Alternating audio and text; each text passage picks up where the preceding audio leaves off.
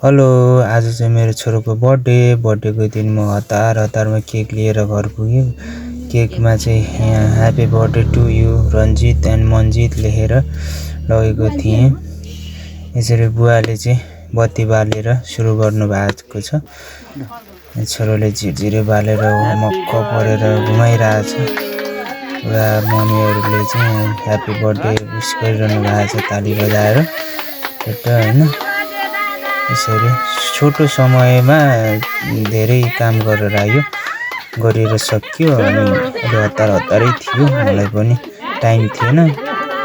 भ्याउँदैन भन्दै पनि गएर चाहिँ केक काट्दिएर अनि मैले त्यो सिन्धुली फर्किसकेँ। यो खुसी छ होइन, खुसी भन्दा पनि आश्चर्य छ। ल मलाई के गरिरहेछ आज यिनीहरूले भन्ने जस्तो थाहा छैन नि त के गरिरहेको हो भन्ने कुरो।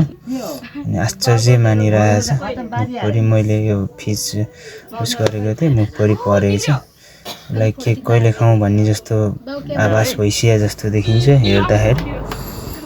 अनि खुसी पनि देखिन्छ, जहिले पनि उसको चाहिँ केकतिरै देखिरहेछ कि। यसरी अब केक काटेर मम्मीलाई दिँदैछ। मम्मीले लिनुभयो केक। मम्मीले लिइसकेपछि अब बुवाको पालो। बुवाले पनि केक लिएर दलिदिनुहुन्छ। तर उसलाई मनै पर्दैन, उसलाई खान हतार भइसकेको छ। अनि गर्छ बिचरा गालातिर दलिदिन्छ। उसलाई झिझ्याड लाग्छ। ठुलो घाँस हालिदिएकोले उसले वाक्क गर्ला जस्तो भइसक्यो। सन्चो पनि छैन, मर्की र ज्वरोले गर्दाखेरि अलिक दिनदेखि सताइरहेछ। यस्तो छ, यस्तै भयो। यो टोपी चाहिँ उसलाई कुनै पनि हालतमा मनै परे छैन। टोपी लाउनै मान्दैन। जाडोको टोपी लगाइदियो नि निकालेर फालिदिन्छ। बडी माथ्लो घरको बडी आमाले केक लिनुभयो, केक दियो। यहाँ अब बुवाले टिका लगाइदिएर नित्य कर्मलाई पुरा गर्नलाई एकदम सर्टकटमा गर्न खोजिरहनु भएको छ। मलाई नि अलि हतारै छ। फोन आएको थियो, त्यही पनि एकदम बिजीको दौरानमा पनि मैले समय मिलाएर घर पुगेको थिएँ। ठुलो चिज त केही दिन सकेन छोरोलाई। त्यही पनि एउटा केक लगेर काटेर यो गरिदिँदा ऊ पनि खुसी भयो, के गरिदियो बाबाले भनेर। उसलाई पैसाको मतलब छैन, पैसा राखिदिएको छ भुइँमा। कहिले खाउँ जस्तो होइन, केक चाहिँ खाउँ न पहिला भन्ने जस्तो जन्मेको हो नि भने जस्तो भइसक्यो उसलाई होइन। खानै तम्सिरहेछ। मम्मीले टिका लगाइदिनु खोज्नुभयो। टिका चाहिँ लाउन एकदम रुचाउँछ। टिका लगाइदिने भएपछि एकदम ज्ञानी भएर, दसैँमा नि एकदम ज्ञानी भएर बसेको। टिका लाउँदाखेरि टिका लाउन चाहिँ एकदम ज्ञानी भएर बस्ने मान्छे हो यो। अब मम्मीले दक्षिणा दिनुभयो। दक्षिणाको उसलाई खासै मतलब त छैन, तर उसले जबरजस्ती उहाँ दिइरहेछ। टोपी मन परे छैन उसलाई। टोपी पनि उसलाई खासै मनै पर्दैन, किनकि यहाँ माहलहरू बढी आमाले केक दल्दै बुहारीले कराइरहेछ। कहाँ दलिदिएको, नुहाइ धुवाइ गर्नुपर्छ फेरि भने। भाउजूले पनि टिका लगाइदिँदै हुनुहुन्छ।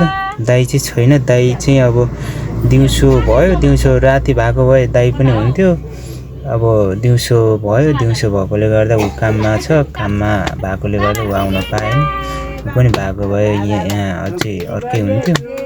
अब यहाँ क्यामेरा भनौँ न, भिडियो बनाइदिने मान्छे नै भएन। म एक्लै थिएँ। यहाँ भएको बुवा, मम्मी, बडी आमा, बुढी, भाउजू सबै बिजी नै थिए। अब म आफै कसरी गर्नु, त्यही भएर म आफैले टिका लगाइदिरहेको छु। तर मैले भिडियो म आफैले बनाइरहेको छु।